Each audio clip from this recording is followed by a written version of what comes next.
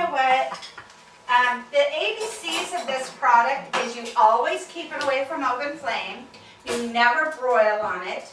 You never cut on it. And it's not supposed to go in the dishwasher. So I'm just going to pass this around too. And then I'm going to rinse this out so that you guys, I can talk about this mold. Or veggies. The thing about this product, John will get that, huh? The thing about this product that you have to remember is you have to think outside the box. And that was a really, really hard thing for me to do in the beginning. So this mold is your 9x13 pan. So this is everything that you would do in a 9x13 you would do in this. So what I like to do is my lasagna. I do spaghetti pie. I will roast tomatoes. There's so many things that I do with this. And plus I'm lazy, so it's easy to clean. So this one gets used every single day in my kitchen. In fact, both of my kids asked for one of these for Christmas because hopefully they're moving out someday. I keep waiting, but we don't know. So anyway, this is the mold that, if you just do basic cooking at home, this is a great mold to have. In fact, a friend of mine ordered 2 because she likes to do cakes. She likes them nice and thick, so she ordered 2 of them. The difference, remember, Chris, you were talking about how things stick, and I said it wasn't porous. Mm-hmm. How many of you have ever seen this out in the store? Mm-hmm. Yeah. Okay, so the difference between this, as I say, and this is this wants to be this when it grows up. But it can't be because we're patented. Now, we've been out since the 70s. It was invented by a gentleman named Demarle in France in the 70s, and he wanted to marry the woven glass and the food grade silicone. So you would have thought it was invented in a kitchen, but it wasn't. And so he's patented it, and so you have eaten off of this product before because this has only been available in professional kitchens. And so at hotels, when you see brunches and you see those great rolls and things, you're like, that brioche is really cute, I want something like that. They've been baking them in this product. So the difference between this and this also is, if I bend this and stretch it, you're not going to see any difference at all. But if I bend this and stretch it, you see the white? Mm-hmm. That's a binding agent. And I'm sure it's food grade. I'm sure it's okay. I mean, I think it would be. But everything sticks to this. I made a cake in this, and I made a cake in my flour mold. And I just compared apples and apples. I didn't grease it, didn't flour it. My cake stuck in here, and it smelled like burning plastic.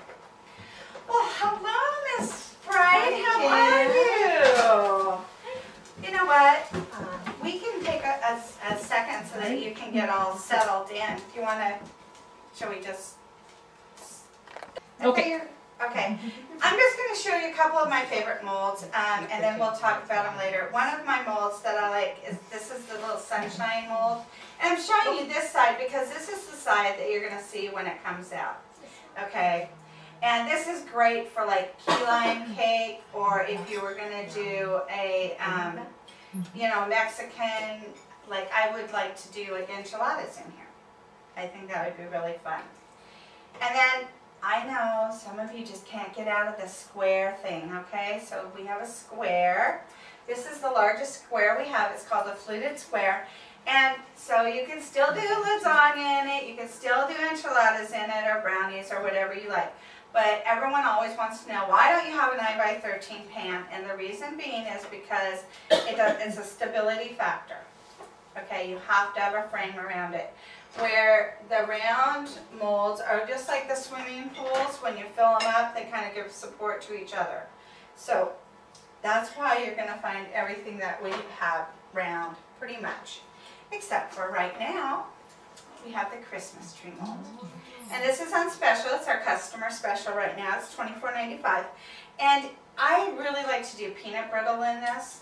And then I just pop it right out and wrap it up in cellophane and give it as a little gift. Or you could do Rice Krispie treats, brownies, cake. My daughter loves peppermint cake. Have you ever made peppermint cake? The holidays are coming. It's really easy. You just use a white cake mix, and then you take out a cup, and you put red food coloring and some peppermint flavoring in it, and stir it up. And then you put half your white cake mix in, and then you pour the red on top, and then you put the other half of white cake mix on, and then you take a knife and you just kind of swirl it through. And that's really good with chocolate ganache on the top, and then I take candy canes and crush them up and put them all over the top. It's really fun in the bump mold that we did the cake, because it kind of reminds you of a candy cane. So So really do a fun. big cookie in that? You could do a huge cookie in this. That would be really fun too. Are those like if you use a cake mix, that's one box. Those are normal size because they look big. No, this is too small for a whole cake mix. Oh. But Okay. anything that's the 2 quart, you can do a full cake mix in. But this one is really fun to do a little, I do at the holidays a triple cheese, like sun-dried tomato, pesto, and then goat cheese, and I make a tart. And then you can do that and you can put it on the plate and it looks like a Christmas tree, so it's really fun. So since that is smaller, does it take less time to bake? Good question. You know what? It would be just like your 8-inch cake Another- pan. And another- what I want you another guys to ticket? remember, yeah, another ticket.